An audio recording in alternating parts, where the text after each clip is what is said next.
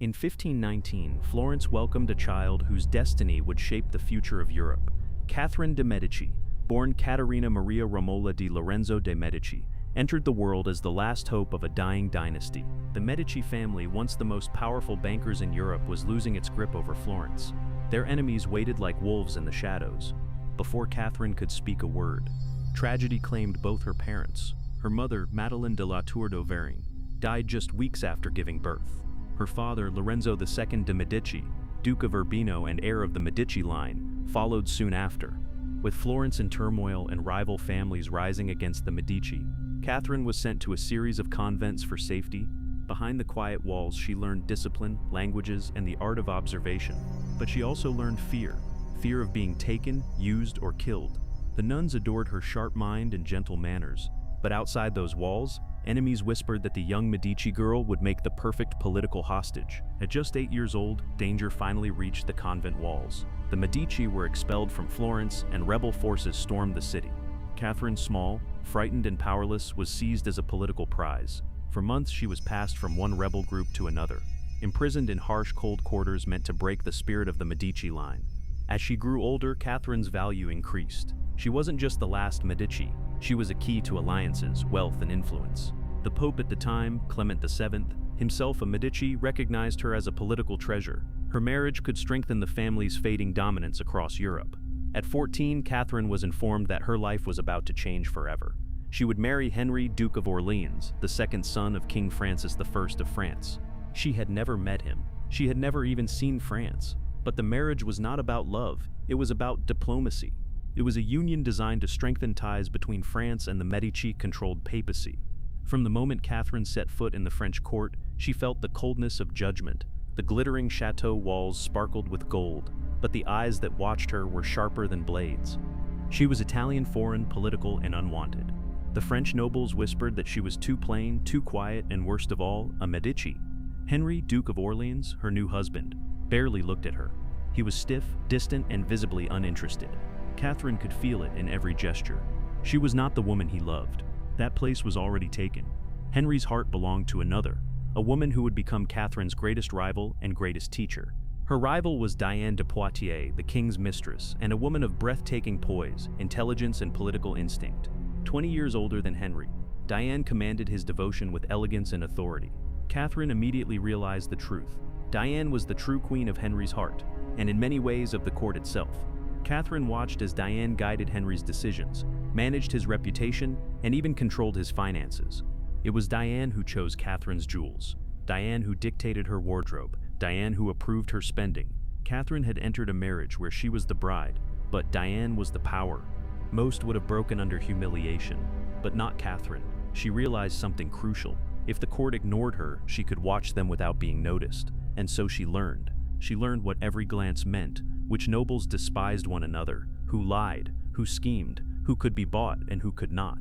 In the summer of 1559, Paris glittered with celebration. The air was filled with the roar of crowds as King Henry II, Catherine's long-estranged husband, took to the field for a grand joust.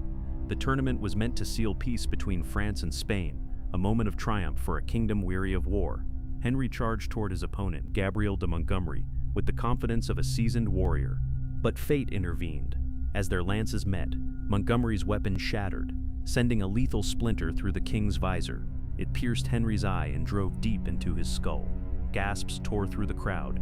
The king slumped in his saddle, blood streaking his armor. Catherine's heart stopped. Henry was carried to his chambers, groaning in agony.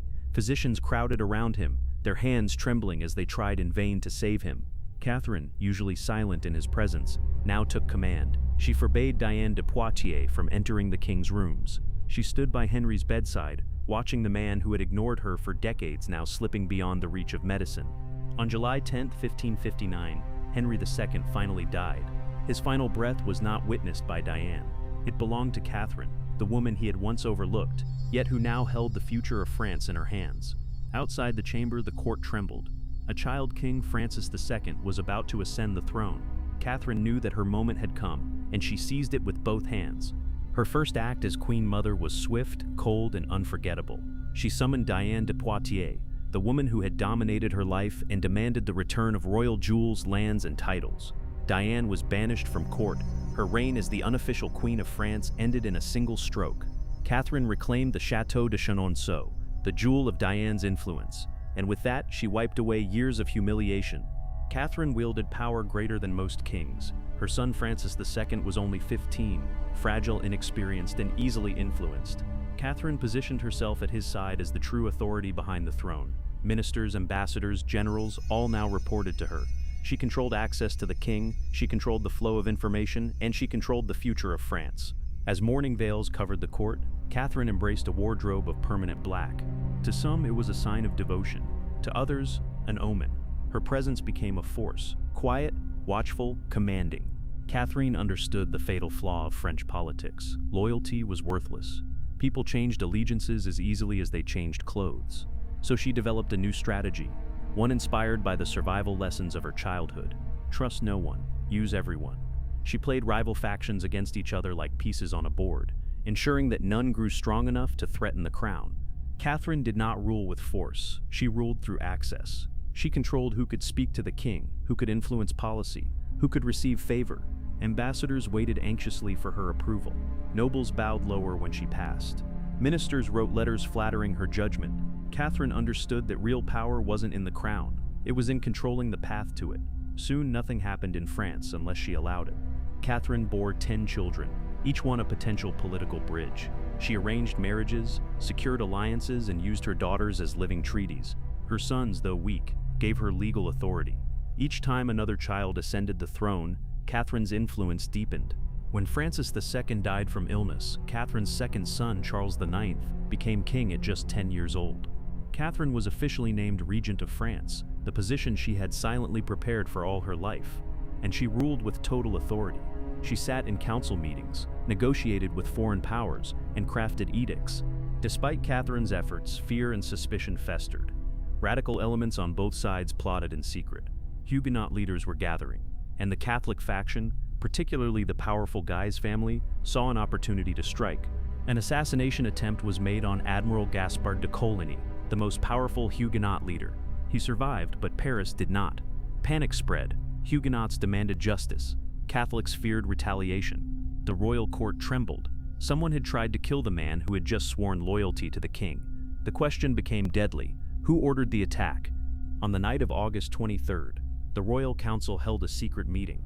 What was said behind those doors remains debated, but the decision that emerged was catastrophic. Fearing a Huguenot uprising, the court resolved to eliminate Protestant leaders before they could strike. It was meant to be targeted, controlled, quick, but once the gates of violence were opened, nothing could contain what would follow. At dawn on August 24th, soldiers stormed Coligny's residence. They slaughtered him, then threw his body from a window into the courtyard below. His corpse was mutilated, desecrated, dragged through the streets. The murder was the signal. The moment Coligny hit the ground, the gates of Paris opened to hell. Church bells rang, not in celebration, but as the call to kill. Armed mobs rushed through the streets, dragging Huguenots from their homes. Doors were smashed open, families were cut down. Rivers ran red as bodies were thrown from bridges. Paris was consumed by a frenzy of bloodshed that no one, not even the crown, could stop. The massacre spread like a plague. When the killing finally stopped, France was broken. King Charles IX was said to be haunted by what he had unleashed, waking in the night screaming that the bodies would not stop following him. Protestant Europe condemned France as barbaric. The crown's reputation collapsed under the weight of the massacre, and Catherine de Medici, the Queen Mother, was forever branded by her enemies as the architect of the bloodshed. People accused Catherine of being dangerous and delving in the supernatural. Catherine's reliance on astrologers fueled the fire. Nostradamus himself walked the halls of her palace, charting stars and predicting futures. To Catherine, astrology was a tool of statecraft, a way to navigate a kingdom tearing itself apart. But to her enemies, this was proof she trafficked in occult powers. They said she bent fate to her will, using celestial secrets to manipulate kings and kingdoms. The rumors exploded when courtiers discovered her secret cabinet at the Tuileries Palace. Inside, they claimed, were potions, strange powders, rare herbs, and books written in unknown languages. Catherine said they were medicines and scientific instruments, but in an era terrified of the unknown, people saw witchcraft.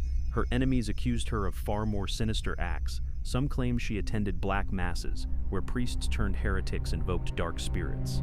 These stories had no evidence, but once Catherine became the power behind the French throne, any tragedy or death around the royal family was pinned on her. Catherine's political strategy made the rumors even darker. She created a network of beautiful female spies known as the Flying Squadron, women who seduced powerful men to extract secrets. To Catherine, they were diplomats. To her rivals, they were witches weaving spells of seduction. Her use of illusion, manipulation, and hidden knowledge cemented her in the public imagination as a woman dealing in forbidden arts. Catherine de Medici died on January 5, 1589, at the age of 69. Her death marked the end of a remarkable life, a life defined by resilience, strategy, and the constant interplay between power and peril. Her sons, her dynasty, and the kingdom she so carefully guarded would face new challenges, but her influence remained etched in history.